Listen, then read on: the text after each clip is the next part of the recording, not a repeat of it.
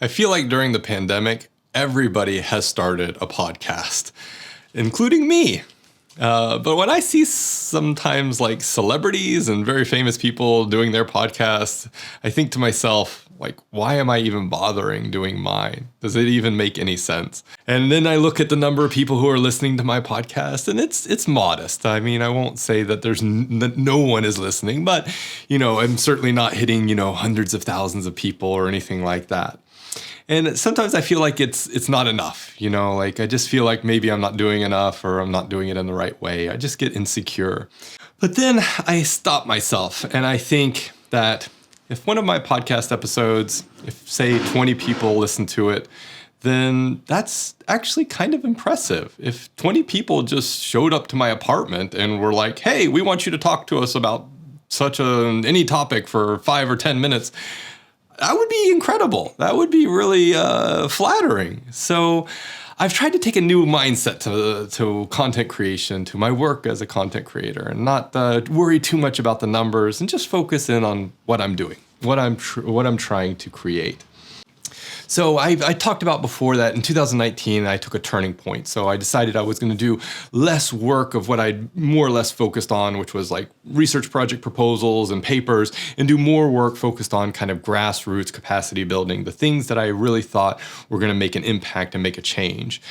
And this was more or less targeted on areas of innovation and entrepreneurship. So that's kind of where I wanted to go with what I'd already done. So my work up to that time had been focused on issues around equality and inclusion and diversity, and I wanted to take that and apply that in the areas of innovation and entrepreneurship. And so I wasn't quite satisfied even just with that. Even though I made that turn, I still wasn't kind of completely satisfied with where I wanted to go next. I had built a career as an expert. I mean, this is what academics are fundamentally, is we're experts. We spend most of our lives studying one topic and exhaustively and in a way that's exhausting.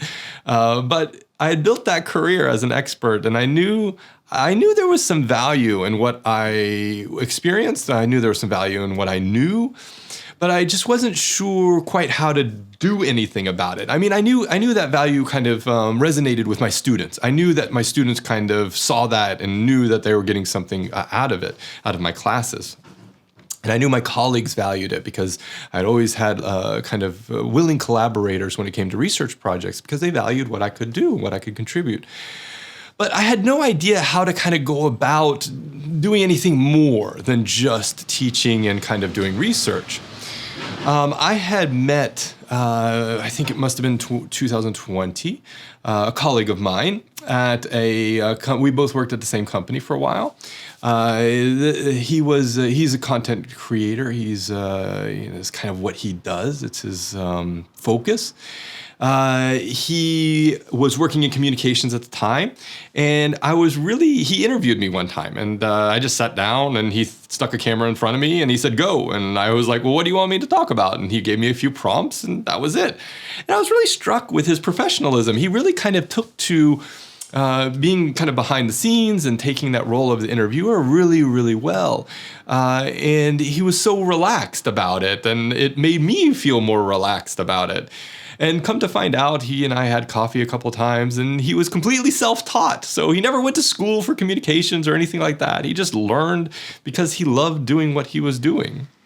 So that really I gravitated towards that mentality, and it something that I thought was really important and I cared about. And so late in 2020, he and I got a coffee together. And late in 2019, it must have been. He and I got a coffee together, and we were sitting outside just enjoying our coffee. And I explained to him that, I had made this decision to focus more on signing grassroots impact, capacity building, and things like that. And that I really wanted to do something with my knowledge and with my experience, but I wasn't sure how to go about it. And he immediately suggested, why don't you, use social media to create some influence, to have influence on people's decisions through social media. And I kind of dismissed the thought right off the bat, because to me, when you say, oh, you're an influencer on social media, I mean, what comes to my mind is just like people who take pictures of their food or people who do like internet competition stuff or like dance videos. It wasn't anything like what it could have been, or what I imagined it being, and what he was imagining it was very different things.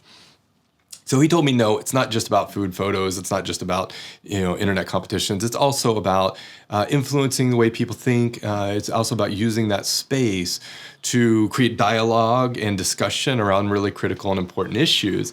And then when he kind of sensitized me to that, I started thinking really differently about it. So I said, okay, I think I understand what you're going for.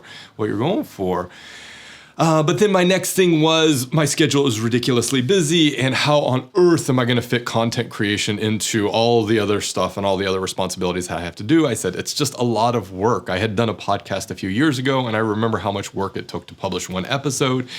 And I just said, I don't think I can manage. And he said, no. He said, it's way easier than you think. He said, there's tools out there that you can use that make it super simple. And you can just use your phone and create a podcast, for example. So I thought, okay, yeah, that might be good. But then I thought, okay, if I have to script every episode, and then if I have to, make these 30-minute or 60-minute episodes, I mean, these are the podcasts I listen to are usually 60-minute episodes.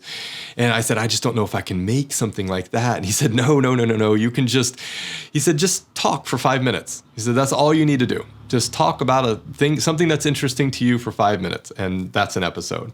And it blew my mind. I said, okay, I think I can do that. I mean, I can do that with my cup of coffee in the morning. So I said, all right, I'll try. And I set up kind of a routine to do it every week. And at first, I mean, if you listen to the first few episodes of this podcast, it's kind of awkward. It's a little bit cringy. Because I didn't know what I was doing, and I was just trying to talk about some things that I found interesting, and I don't know, it just didn't quite resonate. I just talked about ideas. I didn't really put much more effort to it than that. And there was a few people that listened. It got some initial traction, but after a few months, it kind of died down, and I think just people became less and less interested. So I started leaning in a little bit more heavily on the craft of content creation. And Julian, he gave me some really important advice during this process. He kind of gave me some input and told me about what I can do to make it more valuable for my audience. And so that's exactly what I did. I started focusing on the value. What am I going to give my audience that they can come away with, that they can use in their lives or in their work? And I thought I need to... Well, one of the things he advised me to do is to focus in on things that I know. And some of the things I know is my experiences in life. So I started trying to tell stories about my life experience. And I think this is serving me well so far, but it may change in the future. I may decide to go a different direction with this. But it's really helped me kind of articulate a little bit better what I know, what I've experienced, and how that can maybe help someone who's going through a similar experience. Now, I'm by no means a famous podcaster, not by any stretch of the imagination, but I have gotten some recognition from it, and I really appreciate that. I love it when people reach out to me and tell me that they listen and that they enjoy what I'm doing, what I'm presenting. I love when people get value out of it. I think that's the most important thing to me, is that if it's entertaining, fine, but if it's something that someone can come away with and just help them think about things a little bit differently, that's what I really care about. And that means so much to me. And it really helps me enjoy this work. Every time I get a message like that, a direct message or an email, it kind of restores that energy and that life and that fun of doing it. So it makes me happy. Creating this podcast makes me happy. The experience, I think, is really valuable for me because it's creativity, it's enjoyment. And I recently started a TikTok channel, so that's been also a lot of fun. And it's got a combination of like silly, hilarious stuff about academic life. Well, hilarious. You can be the judge of whether it's hilarious. That in combination with some advice for academics who are just starting their careers.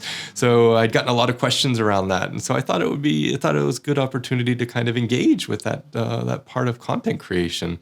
So I feel like the impact I'm making with this work is greater than the impact that I had been making just doing research and just teaching. I mean, in an average year, I could teach maybe 500 students at the most. But when I'm creating content, I can reach a lot bigger audience, and I can resonate with audience that I would just not have access to otherwise. And that means a lot to me. It really is something that I care about. So I guess the takeaway is just that this process of creation, of creating content, can be really, really fulfilling. And it doesn't have to be a podcast. It doesn't have to be kind of what I'm doing. It could be anything. It could be making music. It could be making art. But I think it's that creation. It's just being able to create. There are 8 billion people-ish in the world right now. Chances are, if you can create something, you can find an audience of several thousand, if not several million, that will enjoy it and that will get something out of that work. So if you're on the fence about creating something, whether it's a podcast or anything else, I say go for it. We can't have too many voices out there, and everybody will be able to connect with somebody who cares about what you're doing.